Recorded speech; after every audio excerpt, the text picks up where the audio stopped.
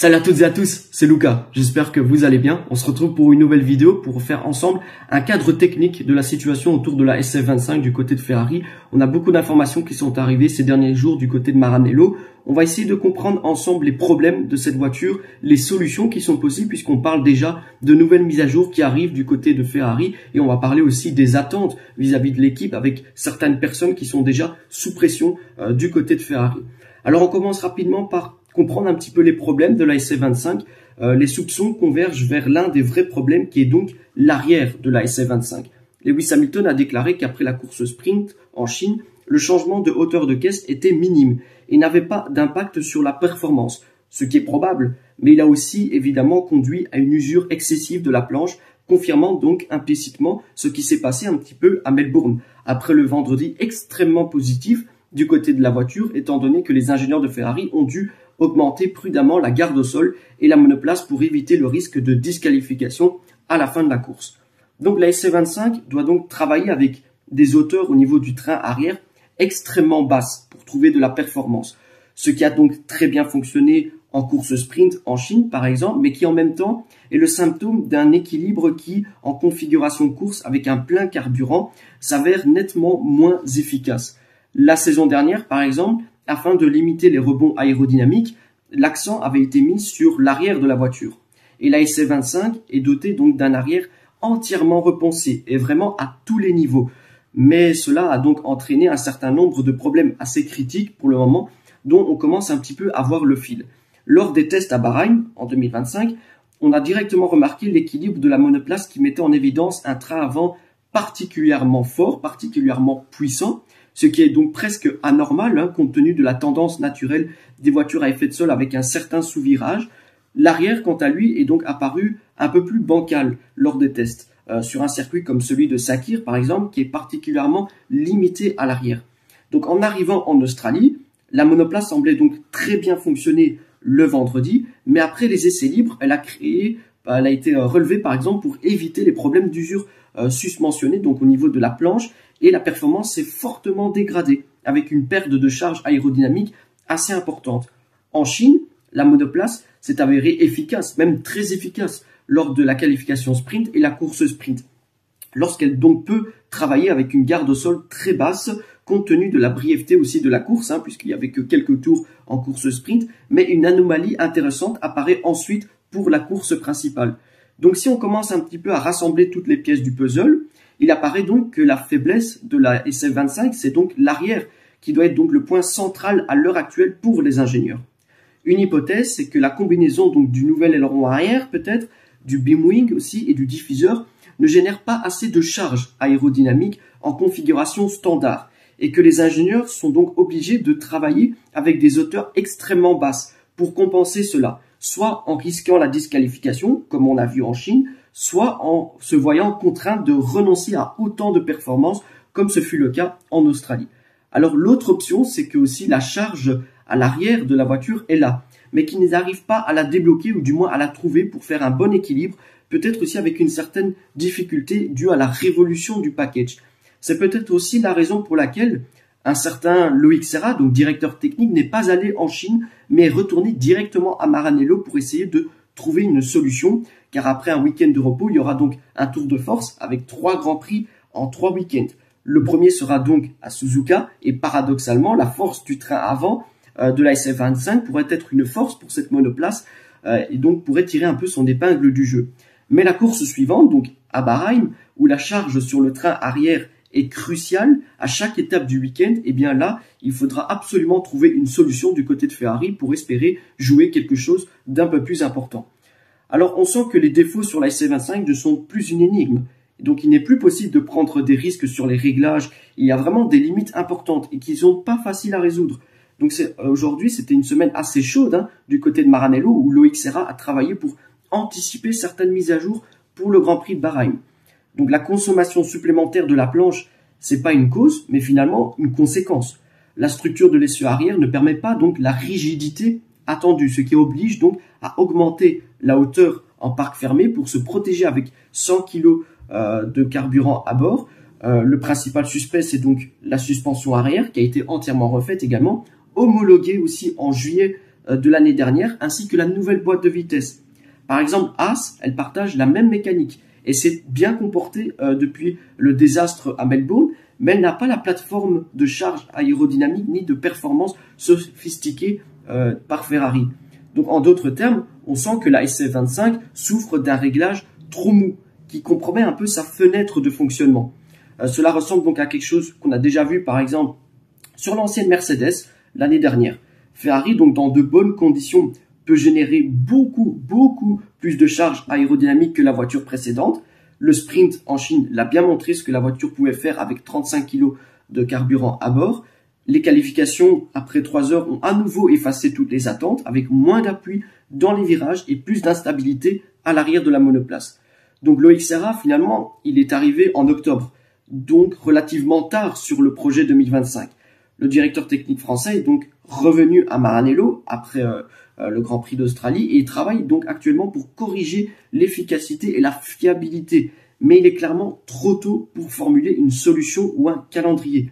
Le problème n'est vraiment pas facile à résoudre. Les ingénieurs travaillent également sur certains domaines de mise à jour avec de nouvelles pièces qui sont donc prévues pour le Grand Prix de Bahreïn.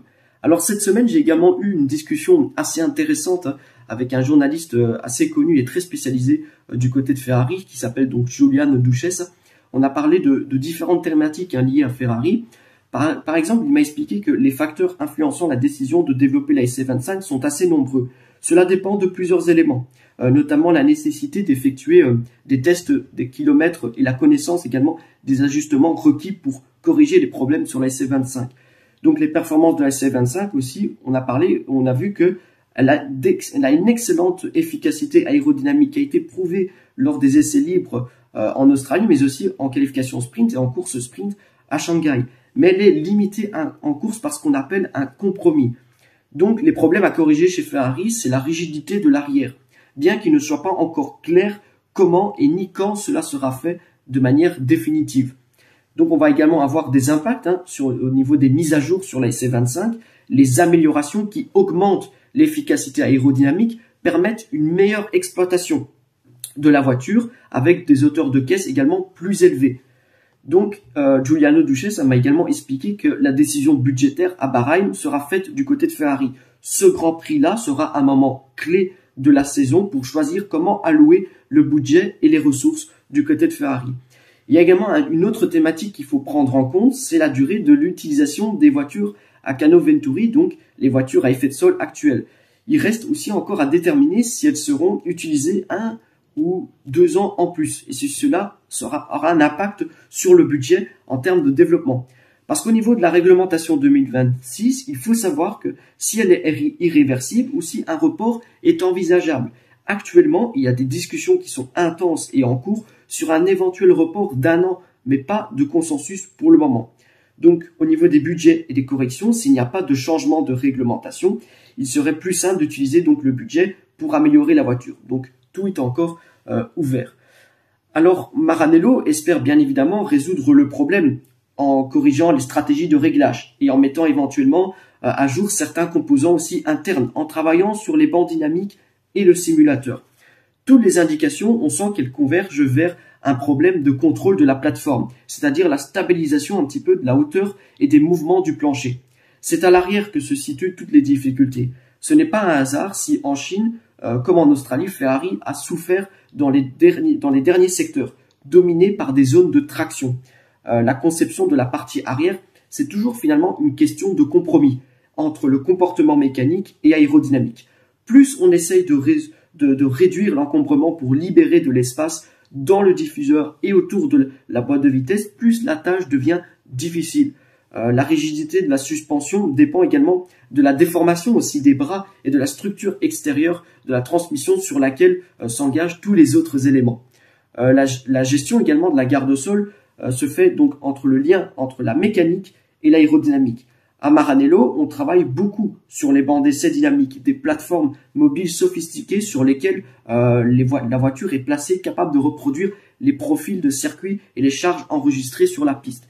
Alors ces tests-là ne permettent toutefois pas de travailler sur l'aérodynamique, qui peut être analysée dans la soufflerie, mais où le modèle statique n'a pas de suspension. Donc les informations recueillies dans ces deux environnements seront ensuite croisées avec celle de la piste pour affiner les modèles virtuels du simulateur sur lesquels les solutions seront ensuite réévaluées. Donc le contrôle de la plateforme, c'est un problème qui est global, qui exige donc un compromis différent en matière de réglage. Donc à Maranello, on va évaluer les modifications des réglages, des ressorts de torsion et des amortisseurs aussi, en corrigeant donc les stratégies de réglage pour stabiliser un petit peu cette garde au sol sans trop compromettre d'autres aspects de la performance. En cas d'échec, l'alternative serait donc de mettre à jour la mécanique interne dans la mesure du possible. Si les solutions s'avèrent concluantes, Ferrari pourrait enfin descendre en garde au sol, donc revenir plus proche du sol, ce qui permettrait donc d'apprécier son plein potentiel aérodynamique et d'évaluer la faisabilité d'un retour finalement au classement constructeur. À l'inverse, ça serait le signe d'un problème structurel cette année, obligeant donc à détourner complètement les ressources vers le projet 2026. Alors on sent que Ferrari, du côté de Bahreïn, on aura un nouveau plancher. Et d'autres nouveautés pourraient donc aider indirectement la SC25. Suzuka ne peut être pire qu'une double disqualification, car on sait aussi que Vasseur est quelque part sous pression. Ferrari a besoin de résultats. Donc on peut se demander s'il s'agit d'un faux départ, qui sera vite oublié. Aujourd'hui, tout s'oublie beaucoup plus vite, ou si cela vraiment cache un désordre, un problème de programmation et même de leadership finalement du département technique. Il faut savoir que Loïc Serra, directeur technique, c'était un choix fort de Frédéric Vasseur. Il a pris la direction d'ingénieurs expérimentés et il y a un gros problème à résoudre alors que la monoplace 2026 avance en parallèle. Donc la disqualification la plus grave en principe a été celle de Lewis Hamilton, car la voiture ne pouvait pas fonctionner à la même performance, perdant autant de tours. Donc il s'agit là d'un motif de réflexion plus profond du côté des ingénieurs. Dans ce cas-ci, il faut dire que Frédéric Vasseur a traité de manière peu convaincante, une conséquence qui est finalement inacceptable du côté de Ferrari. Il ne s'agit pas ici de pointer du doigt, mais honnêtement, toutes les équipes sont à la limite en termes de disqualification, et pourtant les disqualifications, elles ne pleuvent pas. Donc le Français a ici la tâche la plus difficile peut-être du sport automobile, mais une double exclusion ne peut être banalisée et mérite vraiment d'être discutée, sous peine de laisser penser que l'on ne sait pas très bien ce qui se passe finalement dans son dos. Donc après une première année d'acclimatation et une deuxième année de croissance, Frédéric Vasseur, on se pose la question, saura-t-il mieux faire que ses prédécesseurs et sortir finalement vainqueur de ces difficultés? Et ici, on le souhaite, bien évidemment.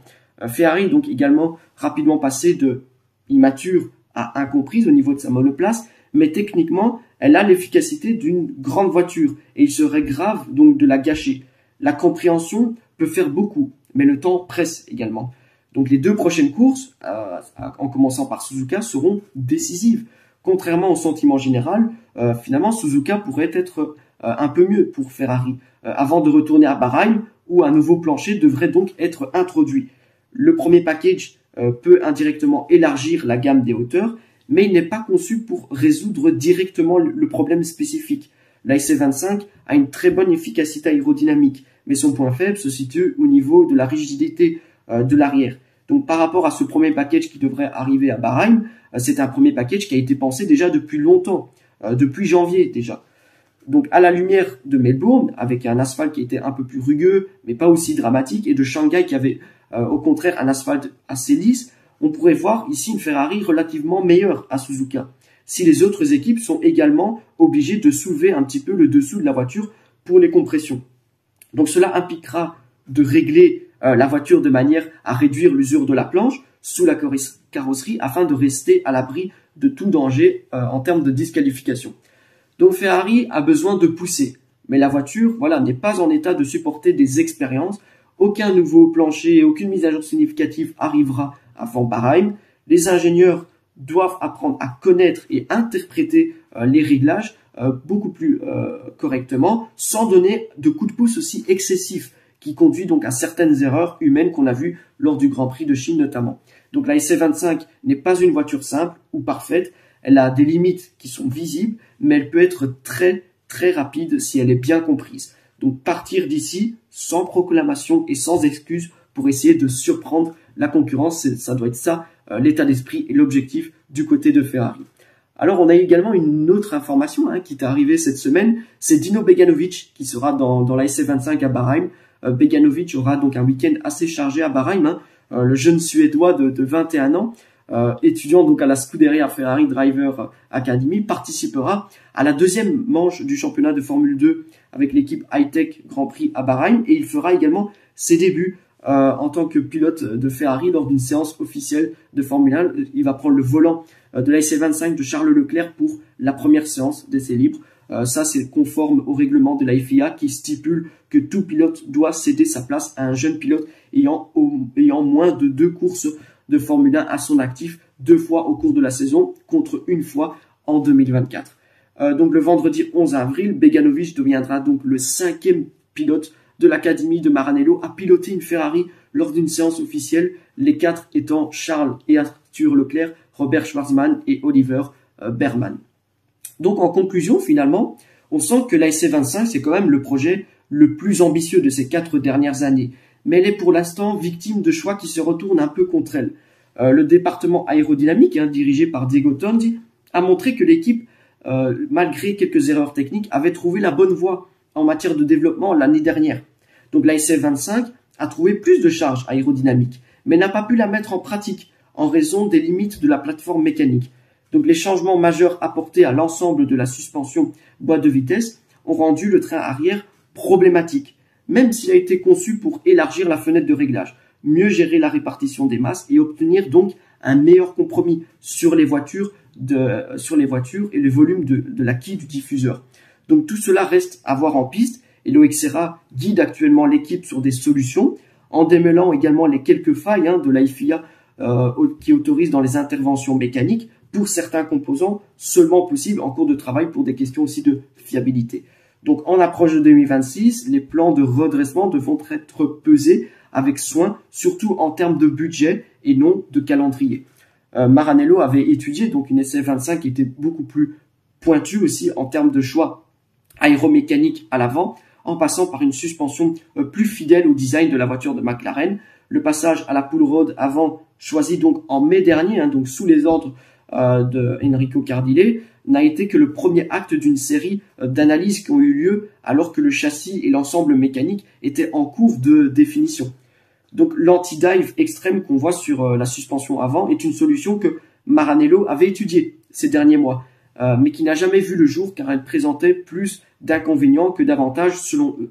Donc toutes les premières mises à jour sur la SC25 ne sont pas principalement liées aux problèmes qui ont été trouvés actuellement sur la voiture, mais sont donc planifiées depuis longtemps, depuis fin janvier. Donc le plan dans des conditions normales, c'est d'introduire le premier package à Bahreïn, un premier package qui sera assez important. En même temps, le développement de la SC25 doit se poursuivre pour élargir donc la fenêtre d'utilisation de la voiture. Il n'est pas exclu cependant que ces deux éléments, donc les mises à jour qui sont déjà prévues et les corrections, soient utiles l'un et l'autre pour résoudre définitivement le problème à l'arrière de la SC25. Donc quoi qu'il en soit, l'équipe travaille aussi déjà sur 2026, mais jusqu'en mai 2025, la SC25 continuera d'occuper les heures de soufflerie. Donc voilà, c'est à peu près tout au niveau de ces vidéos. Comme d'habitude, n'hésitez pas à me partager vos impressions dans les commentaires, à liker et partager la vidéo et surtout à vous abonner et activer la cloche. Moi, je vous retrouve très vite pour une prochaine vidéo et jusque-là, portez-vous bien et sempre Forza Ferrari.